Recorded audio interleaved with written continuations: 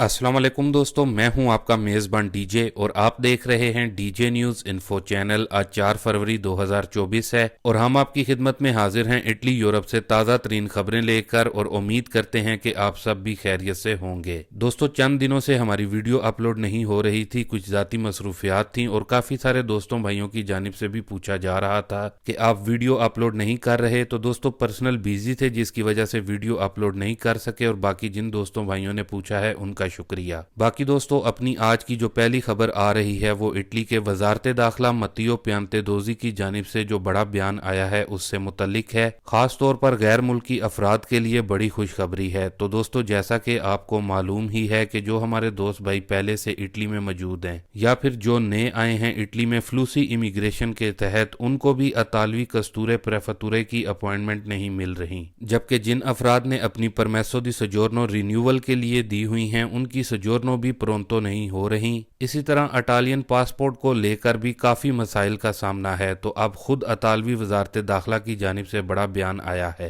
जिसमें उनकी तरफ से बताया गया है, एक तो कोविड की वजह से और दूसरा ब्रेग्जिट की वजह से तकरीबन 20 लाख अफराद इस मसले से गुजर रहे हैं। लेकिन अब कस्तूरों और प्रेफतूरों पर जोर दिया गया है कि वो मार्च के आखिर तक तकरीबन 10 लाख अफराद को उनके रिन्यूअल पासपोर्ट और परमेसो दी सजोर्नो जो हैं वो जारी करेंगे। इसी तरह जो लोग इटली में नए आए हैं और उनको कस्तूरे वगैरह की अपॉइंटमेंट नहीं मिल रही, तो इससे मुतलिक बताया गया है कि अपॉइंटमेंट का जो मसला है इसको भी जल्द हल किया जा रहा है। इसलिए दोस्तों, अगर आप अपनी सजोर्नो का प्रोंतो होने का इंतजार कर रहे हैं तो मार्च के आखिर तक आपको आपकी सजोर्नो मिल सकती है और रिन्यूअल अटालियन पासपोर्ट भी मिल सकता है। जबकि जो अपॉइंटमेंट है कस्तूरे की, इससे मुतलिक कोई एग्जैक्ट डेट तो नहीं बताई, लेकिन उम्मीद है कि वो भी जल्द मिलना शुरू हो जाएगी। बाकी दोस्तों, इसके बाद अपनी अगली न्यूज अपडेट को देख लेते हैं जो कि इटली इमिग्रेशन और नोलाउस्ता को लेकर आ रही है। लेकिन उससे पहले यहाँ पर आपको ये वाजे कर दें कि जो अफराद इटली में बगैर डॉक्यूमेंट्स वाले हैं और सनातोरिया इमिग्रेशन का इंतजार कर रहे हैं, तो दोस्तों अतालवी हुकूमत की तरफ से आज भी आपके लिए कोई अपडेट नहीं दी गई। बात करें फ्लूसी इमिग्रेशन की, तो जैसा कि आपको मालूम है 2024 की फ्लूसी इमिग्रेशन का जो कोटा है वो अब 18, 21 और 25 मार्च को क्लिक होगा। तो जो एप्लीकेशन है वो कब से सबमिट होंगी, तो दोस्तों वाजे रहे कि अभी तक हुकूमत की तरफ से अपनी वेबसाइट